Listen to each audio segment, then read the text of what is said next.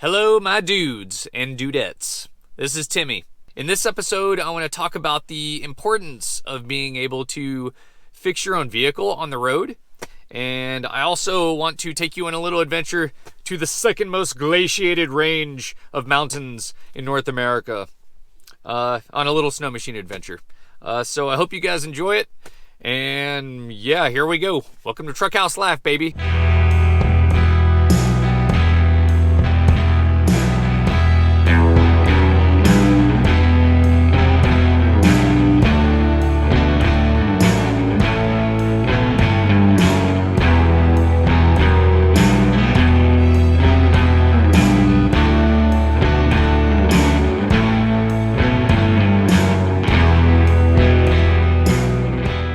So obviously in life there's all kinds of awesome skills you can learn, all kinds of awesome things you can teach yourself. I feel one thing that's been super helpful throughout my life is just knowing how to work on vehicles. So not only does fixing your own vehicle save you money, but it can also save you a whole bunch of time and get you back on the road doing what you love to do. What I'd recommend is next time something happens to your vehicle, just start looking up videos on YouTube in the subject and see if you can figure out how to fix your vehicle. It's really possible. With this last thing I just fixed, I called around and there's no shops that could have gotten me in for over a week. So I literally would have been stuck where I was for a week. So personally, to diagnose mechanical problems, I like to think about it in a really linear thought process.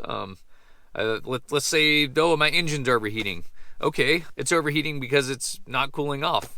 Okay, like what cools off an engine? Antifreeze and the fan in the front. So, and then you just look for leaks in your hose or see if your fan's even moving when your engine's on. So I'm just thinking about problems in a really linear process, a really mechanical linear process. A lot of times you can diagnose problems yourself fairly easily, just thinking about that.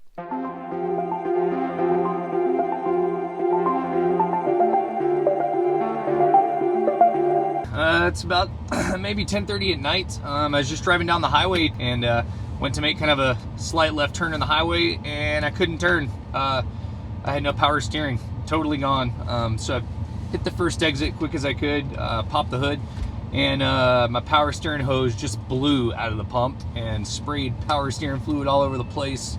So here I am in the AutoZone parking lot. Gonna spend the night here, obviously. Yeah, get a nice little fire going so it can stay warm.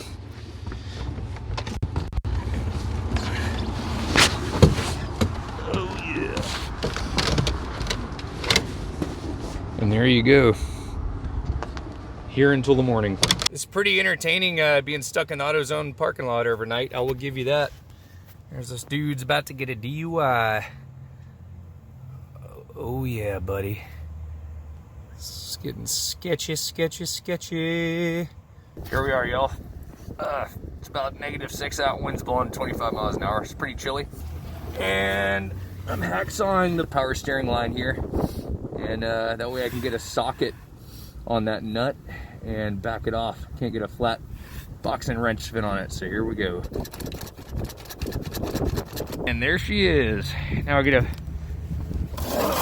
put the new one in there. Hopefully it works. All right, now I was able to get a socket on top of that line and back it out of there. All right, so we got our new hose for the power steering pump. That's gonna go right there in the top. And this one is gonna go down to the bottom. So yeah, let's get those in there. Just got the top of the power steering pump hose on. Now we're gonna get the bottom on. Well, on our way. It took me like 2 hours to get the thread started on the bottom of the gearbox, but we got that power steering hose in there and on the road to the mountains. Let's go snowmachining.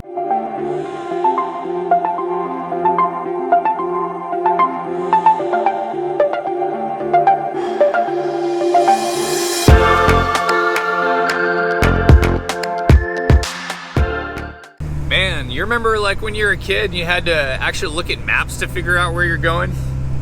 And now these days we get these fancy GPSs. But I remember the days. I remember the days when I passed a cop and I don't think he's gonna pull me over. Yeah, so one of my favorite parts about snow machining is you can just explore zones that would just take you forever to get there on foot or by ski. Just getting really deep into the wilderness and checking out new zones and new areas, just really cool feeling. Just feeling like no one's been there before or very few people have. It's pretty special. So today we're gonna check out one of the special places at Pioneer Peak up in front of us. We're gonna go check out our route up this big old glacier up this valley and see if we can hopefully traverse the Chugach over towards the ocean. So yeah, see how it goes. I don't think it's been done before, but we're gonna check it out.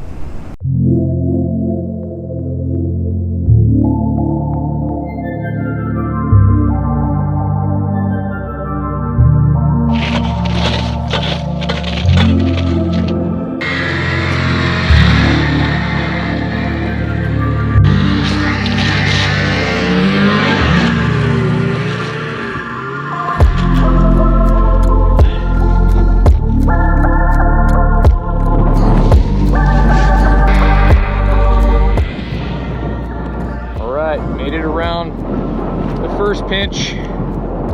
Now for the second leg. So far, we're getting there.